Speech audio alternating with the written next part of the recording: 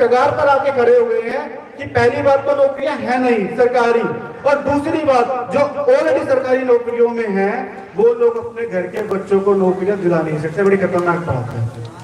ये मैंने आपसे बात क्यों कही कि यहाँ पर एक विषय लिखा हुआ है, संविधान व लोकतंत्र बचाने हेतु जन जागरण अभियान की शुरुआत। मतलब आज हम लोग बात कर रहे हैं, संविधान बचाने की बात कर रहे हैं, और इस बात को आप 30, 35, 40 साल की बात से कनेक्ट करना।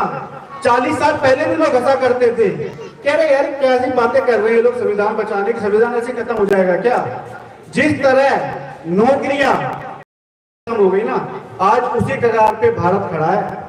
और नहीं यकीन है ना तो आप देखो कि सही मायने में संविधान लगभग निरस्त हो चुका है, यानी कि वो सिर्फ एक दस्तावेज बचा है, सिर्फ दस्तावेज बचा है। लेकिन क्या वो कितना % इंप्लीमेंट हो रहा है? संविधान में तो हमें अच्छी स्वास्थ्य सेवाएं देने का अधिकार है, हमें कहाँ मिल रही है? उसी संविधान में हमें अच्छी नौकरी देने का अधिकार है, हमें कहाँ मिल रही है? उसी संविधान में हमें महिला सुरक्षा का अधिकार देने का हमें कहाँ मिल रही है ना?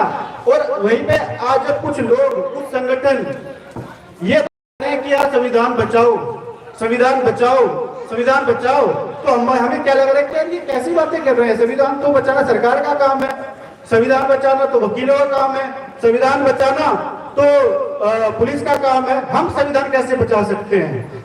संविधान हम ही बचा सकते हैं, क्योंकि उस समय जब नौकरियों पे वार हो रहे थे, यहाँ पे प्राइवेटाइजेशन हो रहा था, ठेका प्रथा शुरू हो गई थी, हमने आवाज नहीं उठाई। ठीक है, आज उसी तरीके से हमारे संविधान पे प्रहार हो रहा है, आज भी हम आवाज नहीं उठा रहे। अच्छा, इसका कारण एक और है, भारत में शिक्षा सिर्फ डिग्रियों तक सीमित रखी कि यानी बनने के लिए हमने एजुकेशन ली, उसके अलावा हमें शिक्षा से कोई मतलब नहीं है। इसका बहुत बड़ा उदाहरण आज करंट में जो लोग IAS, PCS, IRS हैं, वो बनने के बाद सिर्फ और सिर्फ उनका फोकस क्या हो गया कि हमें अपनी नौकरी से मतलब है। समाज में क्या हो रहा है, देश में क्या हो रहा है, प्रदेश में क्या हो रहा है, महिला सुरक्षा के लिए क्या हो रहा है, शिक्षा के लिए क्या हो रहा है, स्वास्थ्य के क्या लिए, उन्होंने कोई आंदोलन नहीं चलाया। आज आलम ये है कि पूरे भारत का जो सबसे बड़ा कोर्ट है, सर्वोच्च न्यायालय, सुप्रीम कोर्ट, उसके जो सुप्रीम जज है, उन्होंने आके प्रेस कॉन्फ्रेंस की है और जनता से निवेदन कर रहे हैं कि इस समय बड़े खतरनाक दौर से हम लोग गुजर रहे हैं। भारत में हम लोग बड़े खतरनाक दौर से गुजर रहे हैं। कौन कह रहा है? सर्वोच्च न्यायालय। अगर आज हमारा झगड़ा होता है तो पहले पुलिस के पास जाते हैं, निपटारा नहीं होता तो कहाँ जाते हैं? न्यायालय। अब आप सोचो कि न्यायालय ने जब हाथ खड़े कर दिए कि आज हमारे हाथ से स्थिति निकल चुकी है, आज समय है लोगों को बाहर आने का, लोगों को चीजें समझने का, लोगों को चीजें समझने का, समझाने का, तो उस मोड़ पे हम लोग आके खड़े हो गए। अब छोटा सा मतलब दिमाग में क्वेश्चन आता है कि संविधान बचाने की बात हो रही है, लेकिन संविधान बचाए कैसे? भाई इसका भी जवाब हमारे पास होना चाहिए कि संविधान बचाए कैसे।